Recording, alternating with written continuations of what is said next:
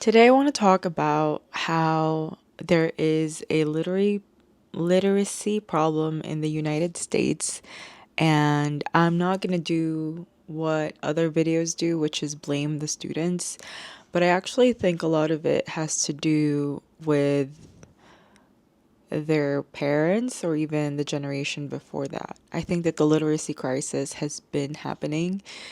I work with students, by the way, from I don't know, sixth grade through 12th grade. And I'm amazed at what the students can do in a short span of time if we just gave them the chance to actually be able to read and decipher things. But I think that I've been reflecting on even me, myself. I've been working on reading more, getting off the phone screens more, and actually, I don't hold a book because I find that I read better on the Kindle.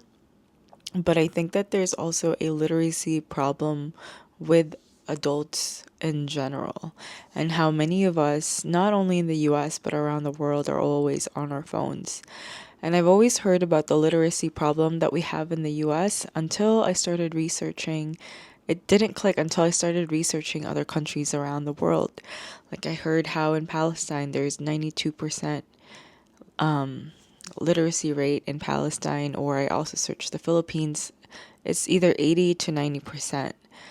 It's high. And if you search other countries, it's also pretty high. And I think, it's been something that's been happening. Instead of reading books, we're taught to watch TV. And as a literacy specialist, what I think that this does is it literacy isn't just that people can't think, but it's literally that people can barely function. Because the more we are on the screens and on our phones or listening to other voices, then our nervous systems are pretty much hacked, right? We have certain beliefs based off of the characters and the movies that we watch on TV, or how fast we're watching the shorts, or we're on the screens. And I feel like I'm preaching or I'm being strict, but it's just my observations of like our society. And I also come from a family that doesn't read a whole lot. And also seeing how it has affected students and kids. And I've also recently been, paying attention to societies that are constantly on their phones. The adults is what I mean. And I think, yeah, when we think of literacy problem, we think of people just not being able to read, but I think it extends to like self-awareness and not being able to read in between the line ourselves and not being able to expand our imagination. That is what a literacy problem means. Like, because if somebody can't read or critically think about a text, how are they supposed to critically think about their own life? That's the next question I have. As an educator, I just have these questions. And I know that, college students are entering college in a very different way than they did even just 10 years ago. That's what is on my teacher heart today. I'm very proud of my students because I've been putting in the work and they have been putting on the work. And I've seen them drastically improve within just a few months. And these are students that has been left behind by the system. And do you know the amount of faith that puts in me? Like, the amount of hope that puts in me as a teacher, that if my students can journal and read every single day, and these are students that if you read stuff about them or make assumptions, they are not students you would think are journaling and reading every day, but they're writing pages and pages every single day now and are also able to synthesize information from a text. So if my students who are doing that, I have faith that adults can do it too. And previous me would have been like, no, I don't want to expect that from people. That's very strict. And that makes me like elitist or whatever.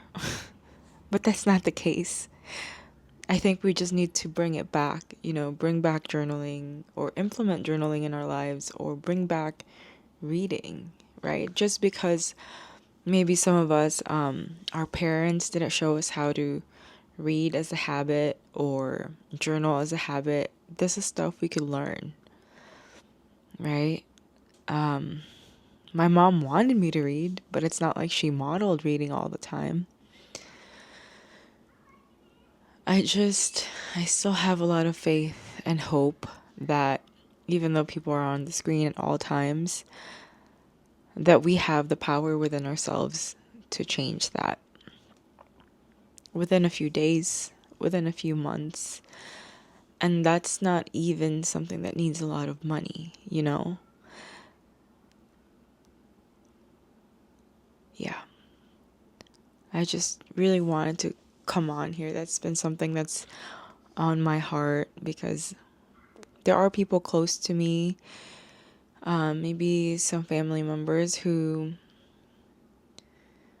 don't read or don't think that they're capable of reading a lot or attaining things in life. But what my students and their resilience has shown me, I'm like, no, literally anybody could do this if they're determined and have intentions every day. And literally anybody can do it if they show up. And yeah, I know that there's adults who could say, like, I'm not a good reader or I'm not a good writer. That's the purpose of metacognition, right? Knowing what we're not good at, but then showing up every day to get better at it. And I just want to say this in the time where we as a society are being manipulated left and right, and we have to decipher what is true and what is not, and to question things.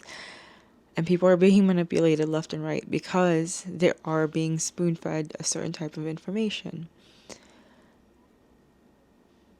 So it's really important that we are able to use our imaginations for a better world, which is tied to journaling and reading. It's tied to the confidence that we can make a difference within our own life and in this world. Thank you so much for coming to my TED Talk. Yes, our country has a literacy problem. I used to be the teacher that would say, well, the system wants it that way. And maybe they do. Maybe they want it that way. But I think that we could still change that. It doesn't take 2 or 3 years. It just takes effort and guidance and motivation with each other. And I think a lot of change would start with that. So thank you for coming to my TED Talk. See you all tomorrow.